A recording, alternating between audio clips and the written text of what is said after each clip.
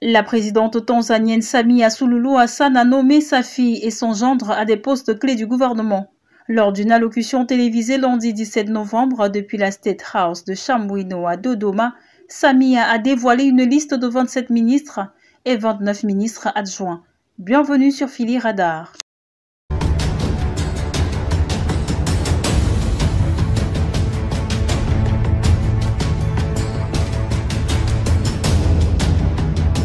La présidente Samia Suluhu Hassan a nommé sa fille Wanu Afield Ameir au poste de vice-ministre de l'Éducation ainsi que son gendre Mohamed Shengdira qui dirige désormais le ministère de la Santé dans le cadre d'un remaniement ministériel controversé après les élections disputées du mois dernier.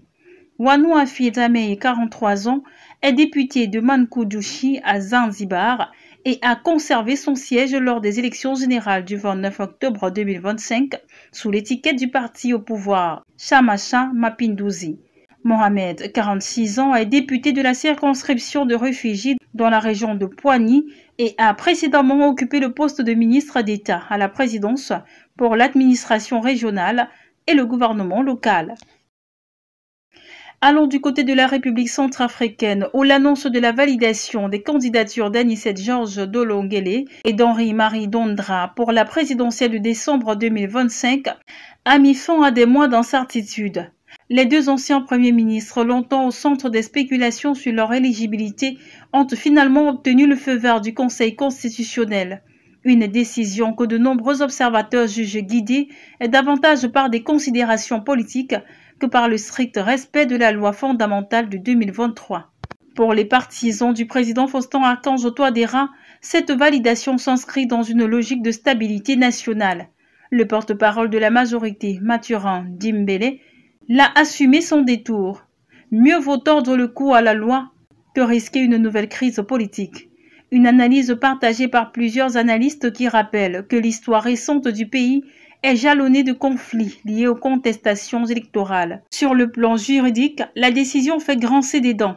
La Constitution exige en effet que les candidats à la magistrature suprême ne possèdent que la nationalité centrafricaine. Or, Dolongele a perdu cette nationalité dans les années 1990 en devenant français, tandis que Dondra détient à la fois la nationalité centrafricaine et celle de la RDC. En théorie, les deux hommes auraient donc pu être éliminés. Pourtant, selon certains observateurs, leur maintien sur la ligne de départ serait avant tout un choix politique du président Touadéra. Quelle est cette crise sécuritaire qui secoue le Mali? Le pays traverse une période de forte tension aggravée par la rareté du carburant attribué au groupe de soutien à l'islam et aux musulmans affiliés à Al-Qaïda qui sévit depuis plus de 2 mois. L'avancée des attaques djihadistes vers le sud renforce le climat d'inquiétude. Face à cette situation, les autorités de transition appellent les citoyens à s'unir derrière elles pour contrer les groupes armés et leurs supposés appuis étrangers. De leur côté, les opposants dénoncent une dérive autoritaire et exhortent à un réveil démocratique. Mamadou Ismaïla Konaté, ancien ministre de la Justice, a récemment lancé un appel vibrant sur les réseaux sociaux, exhortant les Maliens à ne pas céder à l'idée qu'ils doivent choisir entre extrémisme religieux et autoritarisme militaire. Il accuse le régime de confisquer le pouvoir tout en échouant à enrayer la progression djihadiste alors que les élections sont repoussées depuis plus de 5 ans. Ces propos s'inscrivent dans une série de critiques portées par des figures politiques souvent contraintes à l'exil en raison de la répression visant toute contestation ouverte dans le pays.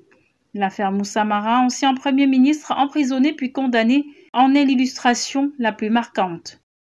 À Madagascar, un mois après avoir été investi président de la refondation, Michael Randrianirina est apparu pour la première fois à la télévision nationale dimanche 16 novembre pour exposer sa vision et ses priorités pour le pays. L'entretien enregistré au Palais d'État et présenté comme un dialogue avec la population marque la première prise de parole publique du colonel depuis la chute d'André Razoel après plusieurs semaines de mobilisation et de tensions politiques.